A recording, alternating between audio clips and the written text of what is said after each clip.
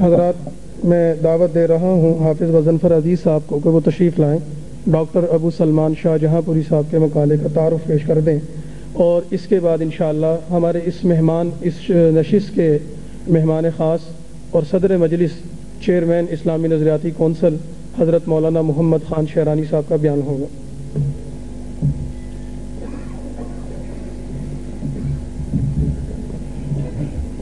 الحمدللہ رب العالمین والعاقبۃ للمتقین والصلاۃ والسلام علی رسولہ محمد وعلی آلہ وصحبہ اجمعین، اما بعد، حضرات علماء کرام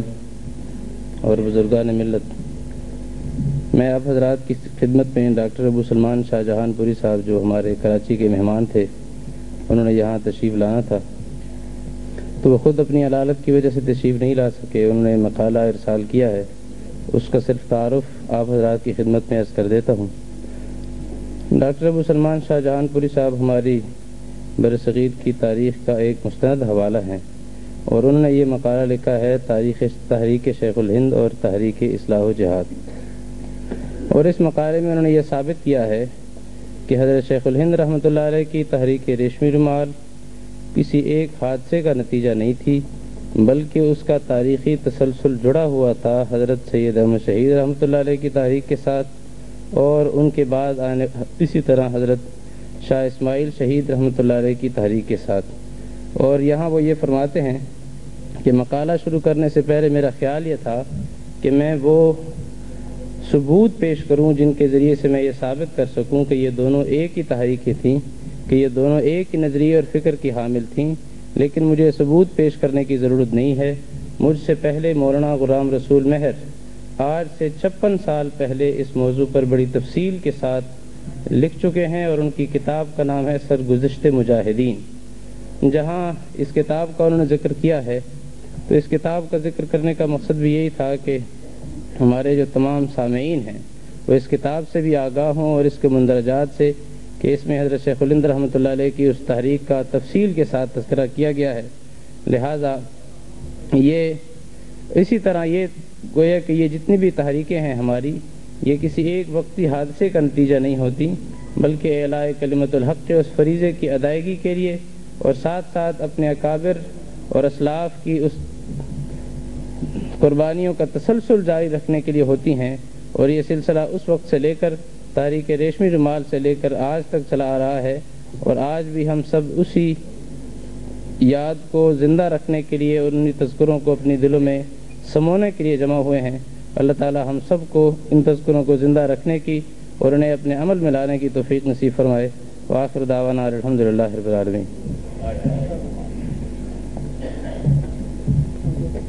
دعوت سخن دیتا ہوں اس مجلس کے صدر اور آخری مہمان مقرر چیئرمین اسلامی نظریاتی کونسل سینیٹر حضرت مولانا محمد خان صاحب شیرانی۔ بھائی نعرے نہیں لگائیں، یہ سیمینار ہے، نعرہ نہیں لگائیں، خاموش ہے۔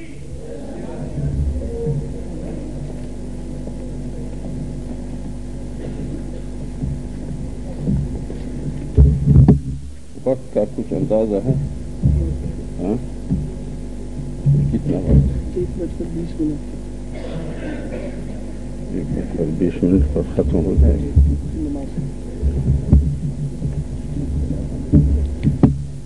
ان الحمد للہ نحمده ونستعینه ونستغفره ونستهدیه ونستنصره ونعوذ باللہ من شرور انفسنا ومن سیئات اعمالنا من يهده الله فلا مضل له ومن يضلل فلا هادي له وأشهد أن لا إله إلا الله وحده لا شريك له وأشهد أن محمدا عبده ورسوله من يطع الله ورسوله فقد هداه ومن يعص الله ورسوله فقد غوى حتى يفيء إلى أمر الله أما بعد فأعوذ بالله من الشيطان الرجيم بسم الله الرحمن الرحيم تلك أمة قد خلت لها ما كسبت ولكم ما كسبتم صدق اللہ مولانا العظیم۔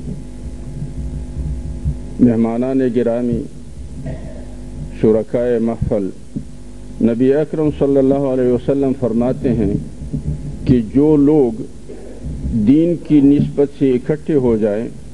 ان کے منتشر ہونے سے قبل اللہ جل جلالہ ان کی مغفرت کا فیصلہ فرما لیتے ہیں۔ اللہ جل جلالہ ہمارے اس اجتماع کو بھی ہمارے مغفرت کا ذریعہ گردانے۔ ہمارے جتنے اکابر کا تذکرہ ہوا اس سے یہ ثابت ہوا کہ ان میں علمی گہرائی تھی اور ان میں انسانیت کی خیرخواہی تھی، ان میں دشمن کے چالوں کا ادراک تھا اور اس کے تدارک کے ذرائع کا تلاش تھا۔ یہ چار باتیں ان سے ثابت ہوئی۔ اب ہم اس تناظر میں دیکھیں کہ کیا ہم میں بھی وہ گہرائی ہے یا ہم میں بھی انسانیت کی وہ خیرخواہی ہے۔ ہم تو سب سے پہلے اکثر و بیشتر میں ساتھیوں سے کہتا ہوں کہ ہم بہت بڑی بات کریں تو پھر بات کریں امت کی وحدت کی۔ جب امت کی وحدت سے ہماری بات شروع ہوگی تو پوری انسانیت کا 3/4 حصہ ہم نے اپنے مد مقابل گردانا اور ہم 1/4 پہ گئے، اور جب ہم امت میں آتے ہیں تو پھر فرقوں میں بٹ جاتے ہیں،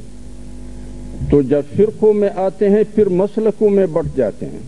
خدا جانے کہ ہم زندگی کے کس تاریک کونے میں اپنے آپ کو پہنچا دیتے ہیں، جبکہ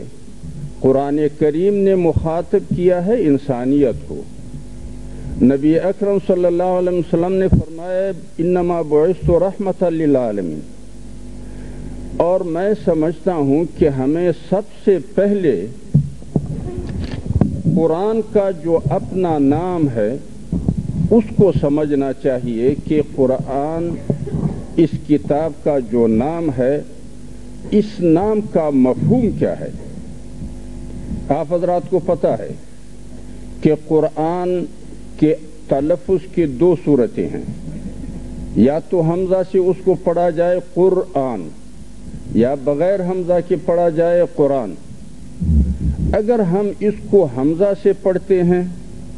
اور اس کا نام قرآن ہم لیتے ہیں تو اس کا جو اصل مأخذ ہے وہ قرأ ہے، اور عربی لغت میں جب مادہ آتا ہے قاف، رے اور حمزہ کا تو اس مادے کا جو بنیادی مفہوم ہے وہ جوڑ ہے، اور اگر اس کو تلفظ ہم یہ کہیں کہ یہ قرآن ہے یعنی بغیر حمزے کے تو پھر اس کا جو اصل مادہ ہے وہ قرن ہے،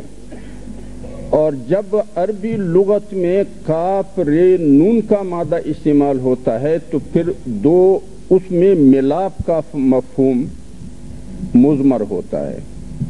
لہذا اس کتاب کو اللہ جل جلالہ نے